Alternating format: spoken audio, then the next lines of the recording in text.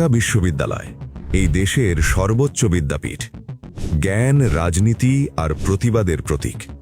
কিন্তু এই ক্যাম্পাসে কি নীরবে চলছে চাঁদাবাজির রাজনীতি?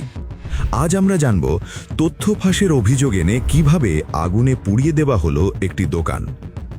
ঘটনার সূত্রপাত 21 ডিসেম্বর 2025। ডাকসু সদস্য সর্বমিত্র চাকমা ও প্রক্টোরিয়াল টিম ঢাকা বিশ্ববিদ্যালয়ের লাইব্রেরি সংলগ্ন গেট থেকে বেশ কয়েকটি অবৈধ স্ট্রিট ফুড কার্ট জব্দ করে। জব্দকৃত দোকানগুলোর মধ্যে একটির দোকানদার ছিল হাসান নামের এক ব্যক্তি। হাসান নিজেকে দোকানের কর্মচারী পরিচয় দেন এবং দোকানের মালিক হিসেবে দুইজনের নাম জানান। আজকে ফার্স্ট লাগাইছি না, আমি মনে করেন বন্ধ করে যাওয়ার পরে কথা হবে কেমনি কি কেমনে টাকাটা কত দিয়ে লাগবে না লাগবে। তখন যদি আমার দেখতেছি আমার প্রশ্ন কোনো তখন মনে হয় আমি দোকান লাগাবো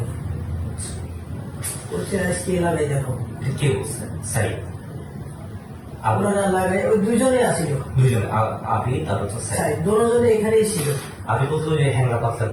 তারা হলেন বিজয় 71 হলের 2022-23 সেশনের শিক্ষার্থী ও হল ছাত্রদলের যুগ্ম আহ্বায়ক সৈয়দ হাসান সাদ এবং অন্যজন জহুরুল হক হলের 2022-23 সেশনের শিক্ষার্থী আবিদ আবদুল্লাহ।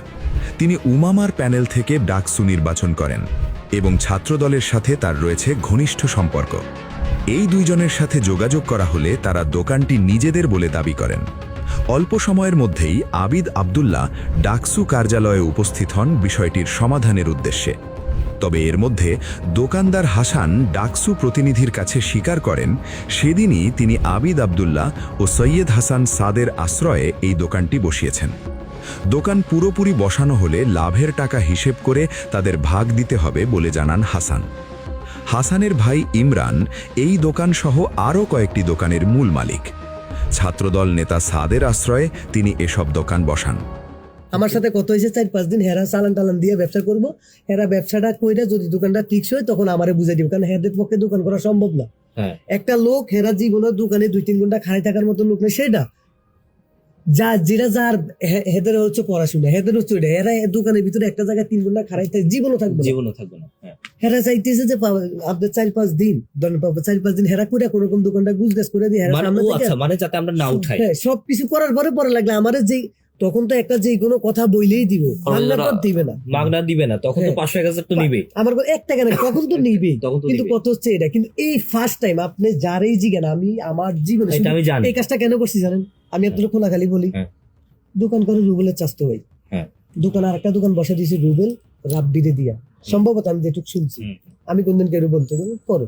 কিন্তু যখন একটা রাত্রে 15 মানুষ সামনে সবাই সামনে আমাকে অপমানি করছি, আমাকে আর কয়েকজন দিয়ে দোকান নিয়ে, আমি এখানে দৌড়াতো না, শোয়াতো না, আপনারা দুজন স্বাস্থ্য ছাড়তো ভাই, ঝামেলা কেন আমি গাড়ি গেলে শুনুন।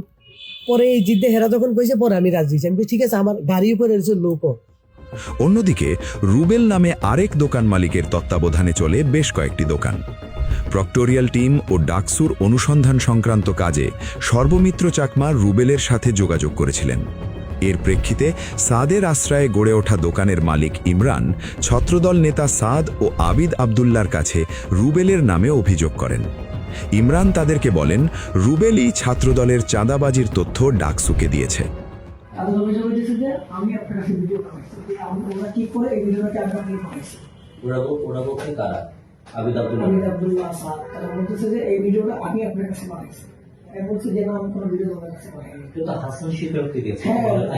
আপনার সাথে কালকে দেখা করছে ওরা?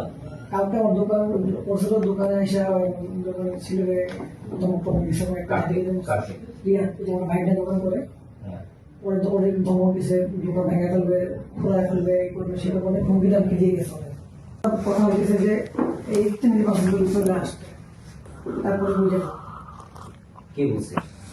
ওরাই বলে নির্বাচন চলে আসতেছে, আমরা একটু থাকবো। গতকালকে কখন বলছে? এখানে গতকালকে বলছে, আমার দোকান টাকা করছে, আমি তো সামনে গতকালকে দোকান ওরা আটকাইছে। আর ইমরানের এই উস্কানিতে ক্ষুব্ধ হয়ে ছাত্রদল নেতা সাদ ও তার সঙ্গী আবিদ আবদুল্লাহ সহ তাদের ছেলেপেলেরা রুবেলের দোকানে হামলা করে।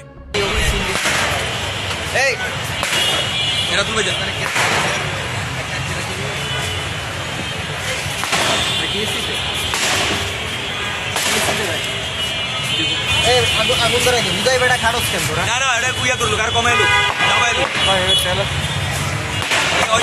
তেল দিয়ে তো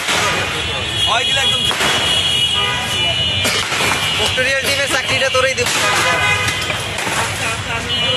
মানুষ মানুষ এই দাঁড়া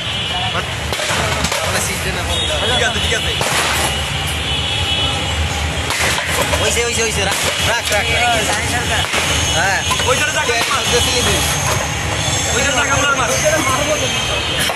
আরে চাকটা ধলাই দিলেই ওই দিলে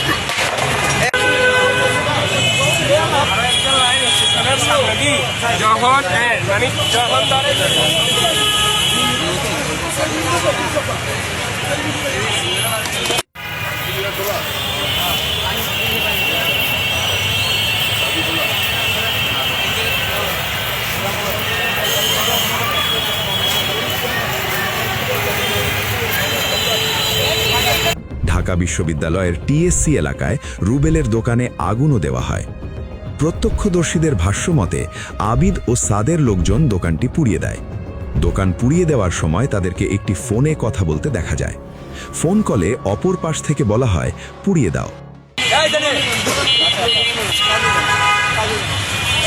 আগুন ধরাই দিই বুঝাই বেটা খারস কেন তোরা এই সময় তারা রুবেলকে গালাগালি করে এবং বলতে থাকে, তুমি ডাকসুতে গিয়ে কি বলে আসো? আমি আমার দোকান বসাতে পারি না, তুমি বসাও কেমনে? প্রক্টোরিয়াল টিম আগুনে দোকান পুড়িয়ে দেওয়ার ঘটনায় জড়িতদের পরিচয় সংগ্রহ করেন। তাদের মধ্যে রয়েছেন বিজয় ৭১ হল ছাত্রদলের যুগ্ম আহ্বায়ক সৈয়দ হাসান সাদ, জহুরুল হক হলের আবিদ আবদুল্লাহ, রাতুল চাইনিজ ল্যাঙ্গুয়েজ ২২-২৩ সেশন, কাউসার মাহমুদ ফার্সি ২২-২৩ সেশন এবং সানি সরকার রাষ্ট্রবিজ্ঞান ২২-২৩ সেশন সহ আরও কয়েকজন। পরবর্তীতে বিষয়টির সুরাহার আশায় ছাত্রদলের কিছু ঊর্ধ্বতন ব্যক্তির সাথে যোগাযোগ করেন দোকান মালিক রুবেল। কিন্তু অভিযোগ রয়েছে বিজয় ৭১ হল ছাত্রদলের নেতা সাদ আবারও তার সঙ্গী আবিদ আবদুল্লাহকে সঙ্গে নিয়ে রুবেলকে ডেকে হুমকি দেন। তাকে বলা হয়, আবার দোকান বসালে আবারও আগুনে জ্বালিয়ে দেওয়া হবে। এইভাবেই অভিযোগ উঠেছে, চাঁদা দিতে রাজি না হলে অথবা চাঁদাবাজির বিরুদ্ধে কোনো তথ্য দিলে ভয়ভীতি, হুমকি এবং জ্বালাও পোড়াওর মাধ্যমে ঢাকা বিশ্ববিদ্যালয়ে দোকান দখলের রাজনীতি চলছে। প্রশ্ন একটাই, এই ঘটনার বিচার কি আদৌ হবে, নাকি নীরবতাই হয়ে থাকবে সবচেয়ে বড় অপরাধ আর রাজনৈতিক প্রভাব খাটিয়ে শিক্ষাঙ্গনে চলবে চাঁদাবাজি?